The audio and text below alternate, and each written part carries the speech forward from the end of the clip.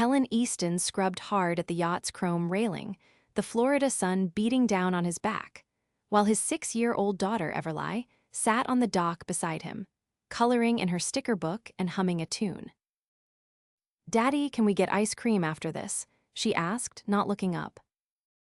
"If we get paid on time, baby girl, we'll get 2 scoops, Kellan said, forcing a grin. His arms ached, his shirt was soaked through, and he didn't have the heart to tell her he wasn't sure if his paycheck would even clear yet. He'd picked up the side gig cleaning luxury yachts at the marina 2 months ago after losing his construction job and falling behind on rent. His only rule? Everly never left his sight. No strangers, no sitters, no chances. She'd already lost her mom in a car accident 2 years ago. He wasn't about to let anything happen to her again. Today's job was different, though.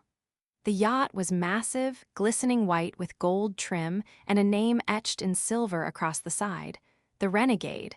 It looked like it belonged in a movie. As he climbed the ladder to polish the upper deck, a woman stepped out from the glass doors of the main cabin. She wore a white linen jumpsuit, her long dark curls pulled into a loose ponytail. Her sunglasses were massive, but didn't hide the way her gaze locked on him with surprise. "You're not Jerome," she said. Kellan wiped his hands on his already dirty rag. "No, ma'am, Jerome's out sick. I'm filling in. Kellan Easton."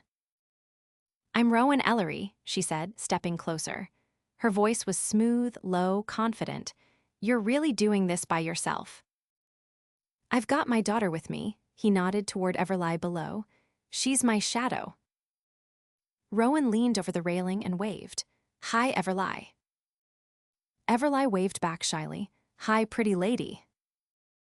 Rowan laughed and looked back at Kellan. "Everly has great taste." He chuckled, surprised by the warmth in her tone. "I'll be out of your way soon. Just need to finish the upper deck and polish the chrome." "Don't rush," she said, stepping aside. "Actually, do you want some water? You look like you're about to pass out."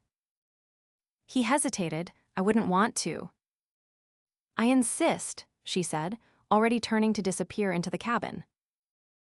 A minute later, she returned with 2 bottles of chilled water. "One for you and one for your shadow." Kellan took it gratefully. "Thanks, most yacht owners don't even look at me twice." "I'm not most yacht owners," she said with a shrug. He had no idea how true that was. By the time Kellan finished, Everly had fallen asleep on a beach towel Rowan had brought out for her. Rowan sat beside her, drawing something in a sketchbook and asking him questions about his cleaning techniques like she actually cared. "You ever think about doing this full-time?" she asked, glancing up. "I'd rather be swinging a hammer," he said, "but after the layoffs." He shrugged. "You do what you have to, right?" Rowan nodded slowly. "You always bring your daughter to work." "If I don't, she's alone. That's not an option." She didn't say anything for a minute, then closed her sketchbook. "You're a good dad." "Trying to be," he said quietly. She stood up, brushing off her pants. "Listen, I know it's last minute, but I need someone to help with a yacht party this weekend. Just prep work. Cleaning, setting up, staying out of sight. You interested?" He blinked. "Are you serious?" "Very." She pulled a sleek leather wallet from her bag and handed him a business card. It read, "Rowan Ellery, Ellery Ventures." The name didn't register. The sheer weight of the card stock did. "Is this your yacht?" he asked slowly. She grinned. "Guilty." He stared at her, stunned. "You're a millionaire." "Technically, yes, but I still buy my own groceries and take out the trash." She winked. "Don't let the yacht fool you." The next few seconds were a blur. He managed to thank her, promised to show up early, and carry Everly back to his truck without waking her. She slipped the card into his pocket before he left. That night, after tucking Everly into bed, Kellan stared at the card again. Ellery Ventures. He Googled it. Rowan Ellery wasn't just rich, she was one of the youngest self-made millionaires in the state. Real estate, tech investments, luxury development. He couldn't stop thinking about the way she smiled at Everly, or the way she looked at him like he wasn't just some broke single dad scrubbing yachts. The yacht party was unreal. White roses and crystal glassware, champagne towers and gourmet sushi. Kellan wore a crisp white shirt Rowan had left out for him, one with no price tag but definitely out of his league. She greeted guests in a navy silk gown that made his throat go dry. She walked past him a dozen times, always catching his eye, always smiling like a secret was blooming between them. During a quiet moment in the kitchen, she leaned in close. "You clean up nice, Kellan." He swallowed. "You look like you on the world." She tilted her head. "Maybe you just want to share it with someone." He stared at her, heart pounding. "Someone like me. Someone exactly like you." Before he could say anything else, one of the servers burst in, needing her urgently. She whispered, "Don't go anywhere." But when the party ended and the last guest left, she never came back. He waited an hour before finally making his way out, leaving the shirt behind, but taking the memory of her words with him. 3 days later, he was back at the marina, cleaning a different boat, when a sleek black Mercedes pulled up. She stepped out, heels clicking, sunglasses on. "You left before I could say goodbye," she said. "You disappeared." "I got pulled into an investor call. I'm sorry," she paused. "I thought about you a lot." He wiped his hands, stepped closer. "Why me, Rowan?" She looked up at him. "Because you're the only man I've met in years who doesn't care about the money, who looks at me like I'm just a woman." He stared at her, and then, without thinking, he said, "Can I take you out to dinner?" She smiled, "Only if I get to pick the place." He laughed, "Deal." She turned to Everly, who'd been watching from the truck. "You want to come with us, princess?" Everly pointed at Rowan's car. "Can we ride in that?" Rowan grinned, "Absolutely."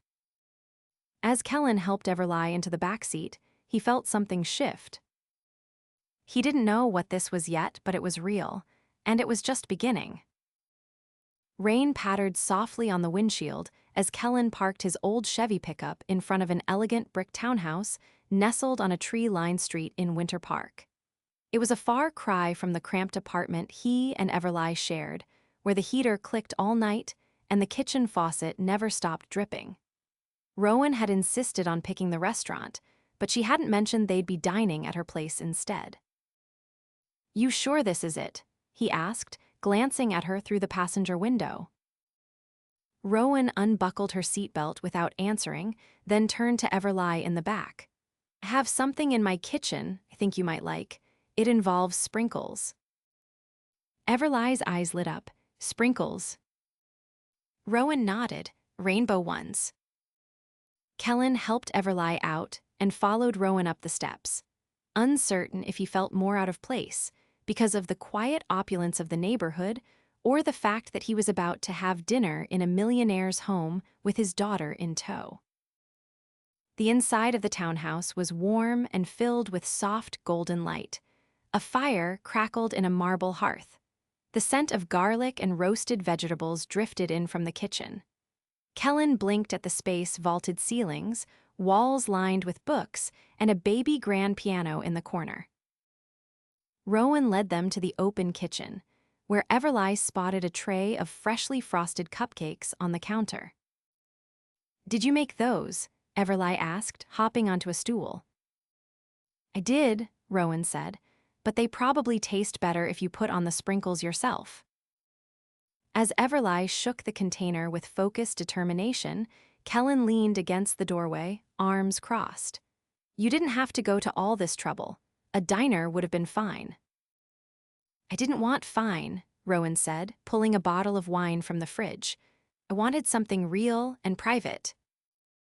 She handed him a glass, her fingers brushing his. The air shifted. Kellan took a sip. "This is good. I usually stick to tap water and gas station coffee." "Then you've been missing out," she said, pouring her own glass. I wanted to cook for you. I like cooking. It's one of the rare things that keeps me grounded. He watched her for a moment. You don't seem like someone who needs grounding. I've been standing on a ledge for years, she said simply. It just looks prettier from the outside. He didn't press her. Instead, he helped set the table while Everly carried her masterpiece into the living room to watch a movie Rowan queued up for her on a tablet. They ate in the dining nook, candles flickering between them, rain still whispering against the windows. The roasted chicken was perfectly seasoned, the potatoes buttery and crisp. Kellan had never tasted anything like it. "You're quiet," Rowan said after a while. "I'm trying to figure you out." "You think I'm hiding something." "I think you're used to people pretending they don't want something from you." She studied him, "And you don't." "I want a second helping," he said, eyes warm, "and maybe to see you smile again like you did on the yacht." She laughed softly, the tension in her shoulders easing. "You're not what I expected." "You mean, I don't own a watch that costs more than my rent?" "No," she said. "I mean you make me feel like I can breathe." That silenced him, because he knew exactly what she meant. After dinner, Everly fell asleep curled up beneath a blanket on the couch, a half-eaten cupcake in her hand. Kellan lifted her gently, holding her close as he turned to Rowan. "She'll be out until morning," he said quietly. "I should get her home." Rowan nodded, then hesitated. "Stay for a moment." He followed her out onto the small balcony, the rain now just a mist in the air. City lights shimmered in the distance. She leaned against the railing, her arms crossed. "I used to dream of living in a place like this," she said. "Then I got it, and I realized it didn't fix anything." "What were you trying to fix?" "My father died when I was 15. Cancer. My mom fell apart. I thought if I made enough money, I could insulate myself from that kind of pain, but all the zeros in the world can't buy back time." Kellan stepped beside her. "I lost Everly's mom in a wreck 2 years ago. There's no preparing for that kind of loss. You just keep showing up. Keep breathing." She turned to him, her expression raw. "That's what you do, isn't it? You keep showing up for her." "She's all I have," he said, "but don't want her to grow up thinking the world is always scraping by. I want her to see the good parts too." Rowan looked at him with something like reverence. "You're a better man than I've met in a long time." "I'm not perfect." "I don't want perfect," she said. "I want honest." They stood there for a long moment, the silence between them charged. Then she reached up and brushed a raindrop from his cheek. "You should go," she said softly, "before I do something reckless." He gave a small smile. "Like what?" "Like ask you to stay the night with your daughter asleep in the other room, and my heart doing things it hasn't done in years." He didn't kiss her, he didn't even touch her again.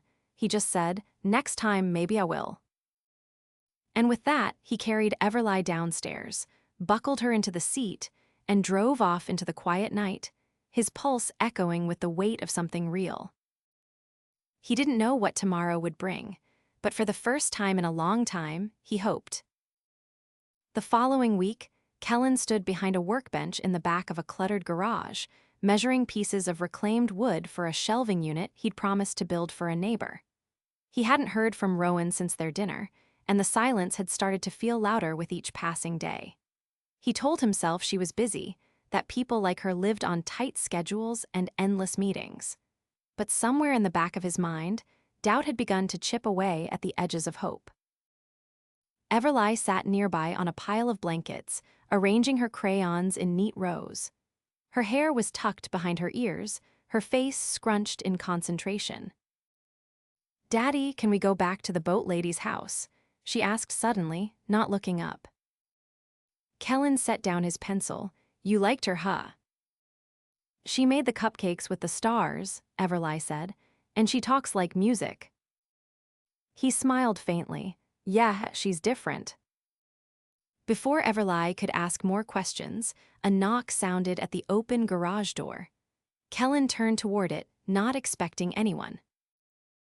Rowan stood there, hair swept into a low bun, wearing a pale blue blazer over black jeans. She held a paper bag in one hand and a set of keys in the other. "I brought coffee," she said. Kellan stepped aside so she could enter. "I thought you were back in Miami." "I was. Board meeting, site visit, investor dinner. The usual," she said, setting the bag on the workbench. "But I couldn't stop thinking about you." He reached for one of the cups. "You forgot the part where you stopped calling." She exhaled. "I know, I panicked." "About what?" "About how easy it was to want more with you," she said, "and how that terrified me." Kellan didn't answer right away. He watched her, waiting for the layers behind her words to settle into place. "I don't have time for games," he said finally. "Not for me, not for her."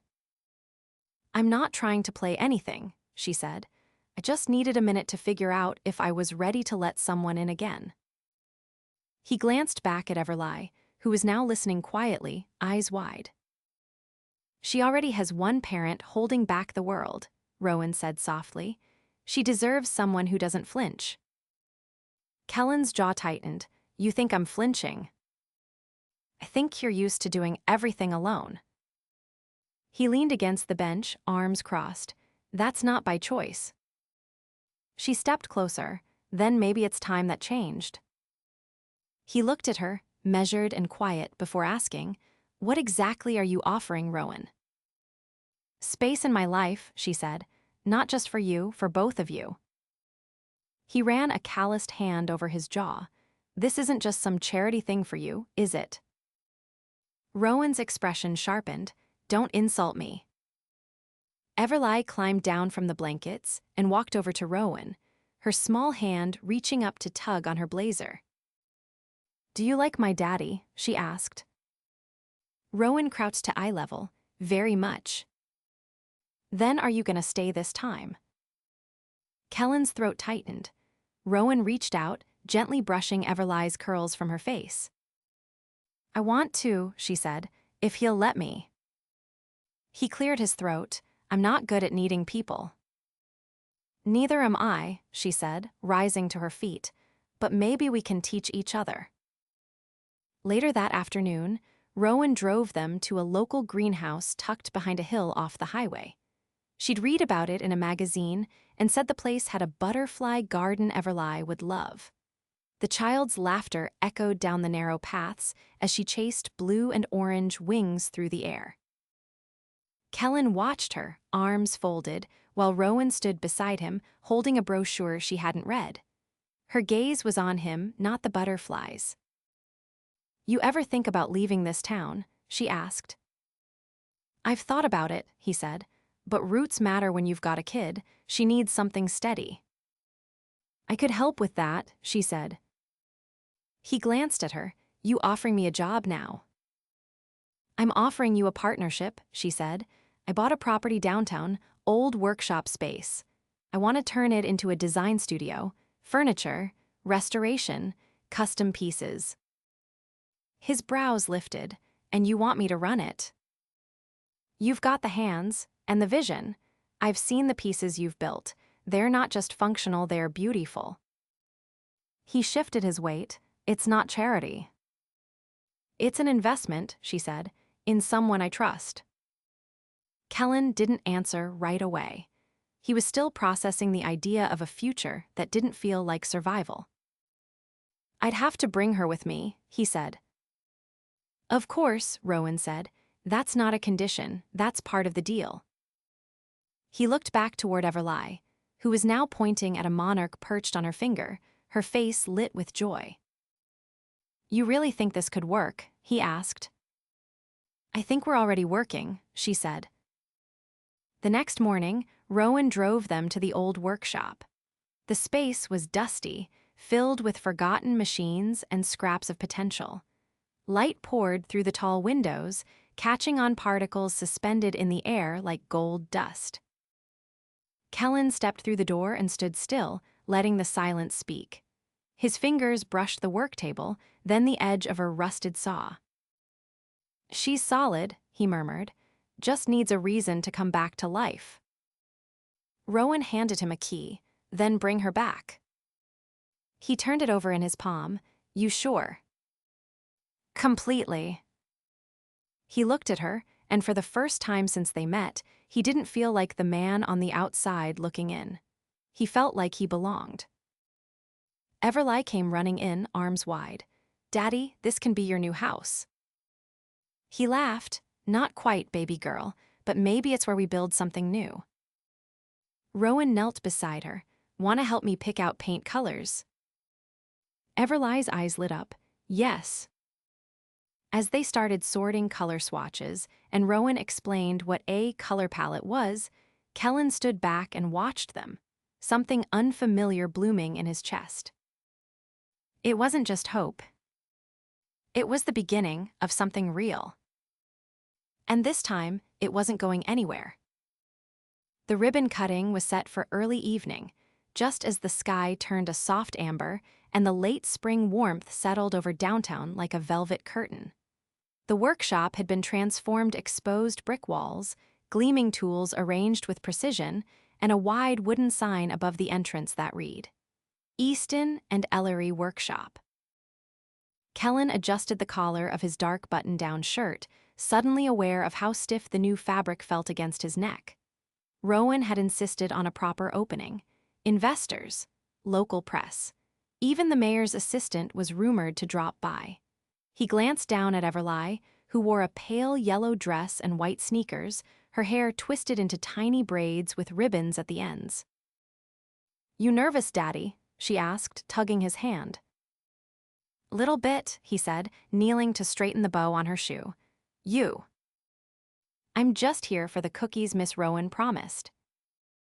He grinned. "Honest answer." Rowan stepped out from inside the workshop, clipboard in hand, her hair swept back in a sleek knot, diamond studs catching the light. She wasn't trying to dazzle anyone, she just did. Kellan rose as she approached, tucking his hands into his pockets instinctively. "Everything's lined up," she said. "Press is outside. Caterers setting up. Are you ready?" He looked around the space. It had taken weeks of sanding, wiring, ordering equipment, and assembling furniture just to get to this point. He hadn't had a single day off, but it didn't matter. For the first time in years, he felt like he was building something permanent. "I'm not sure I know how to be the guy people clap for," he admitted. "You don't have to be," Rowan said. "You just have to be the man who earned it." He looked down at her hand, resting lightly on his arm. "You really think people will buy what we're selling?" "I don't think anything," she said. "I know." The crowd began to gather around the velvet rope, strung across the workshop's front steps. Kellan took a deep breath and stepped forward with Rowan beside him and Everly just behind, one hand clutching the hem of his shirt. A photographer from the local magazine called for them to smile. Rowan leaned in close and whispered, "Don't worry, they're not here to see a millionaire. They're here to see what a good man built." Later, after the speeches and handshakes and quiet awe at the craftsmanship of the displayed furniture, Rowan led Kellan and Everly onto the rooftop of the adjacent building she had just acquired that month. A long table had been set for 3 white lights strung overhead and soft jazz playing through discreet speakers. Everly gasped, "Are we having a party up here?" "Just dinner," Rowan said. "A celebration for us." Kellan looked around at the skyline, the sun dipping behind the buildings like a curtain call. "You don't do anything halfway, do you?" Rowan poured him a glass of something golden and effervescent. "Not when it matters." They ate slowly, the kind of meal that didn't need rushing grilled sea bass, roasted vegetables, and a lemon tart so delicate it wobbled when touched.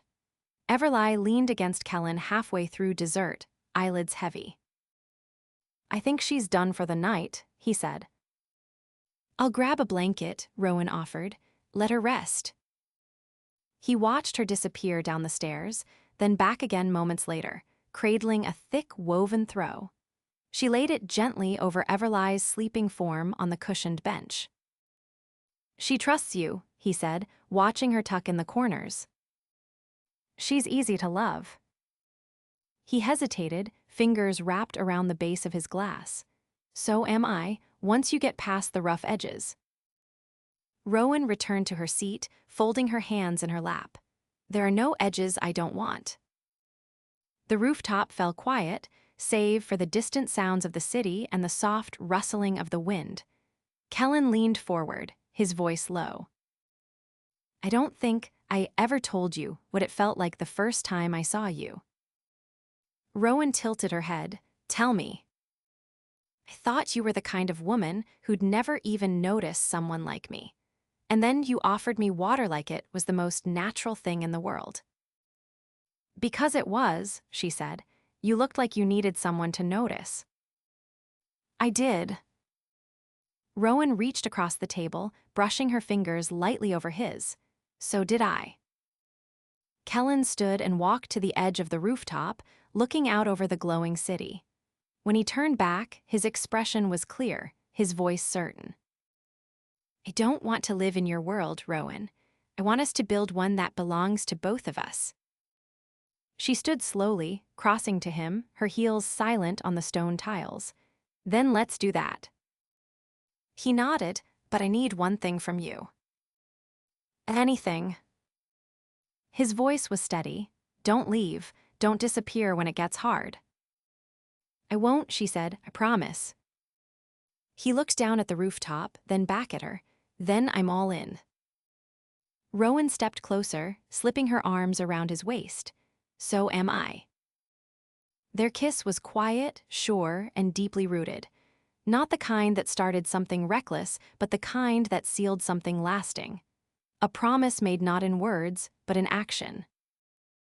As the lights twinkled overhead and Everly dreamed softly beneath her borrowed blanket, Kellan held Rowan in his arms. The weight of the world finally shifted. Not lifted, but shared. And for the first time in his life, he wasn't just surviving. He was home.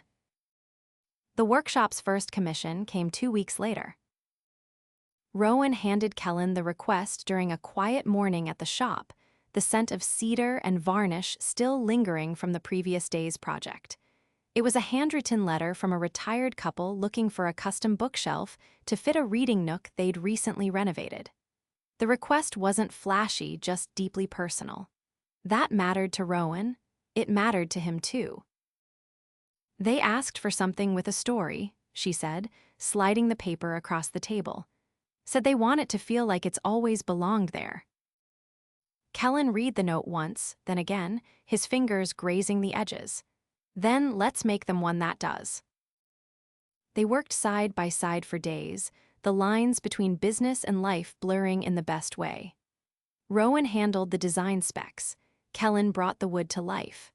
Everly, now a familiar face around the shop, had her own corner with a tiny desk, colored pencils, and a chalkboard where she kept a running tally of how many cookies she'd bartered for with the staff. When the bookshelf was delivered, the couple cried. Not out of sentimentality, but because it felt, as they said, like it had been waiting for them all along. Rowan watched Kellan the whole drive back, her fingers laced with his across the center console. He didn't say much, but he didn't need to. The quiet confidence in his expression said everything. That night, while Everly slept in the room Rowan had converted upstairs with a canopy bed and glow in the dark stars on the ceiling, Rowan and Kellan sat on the back patio, bare feet on the stone, sipping ginger tea and listening to the low hum of crickets. "You know what I realized today?" she asked, tucking her legs beneath her. He tilted his head, watching her. "That I don't miss being alone. I used to think solitude was freedom, but it was just another kind of cage." He set his cup down.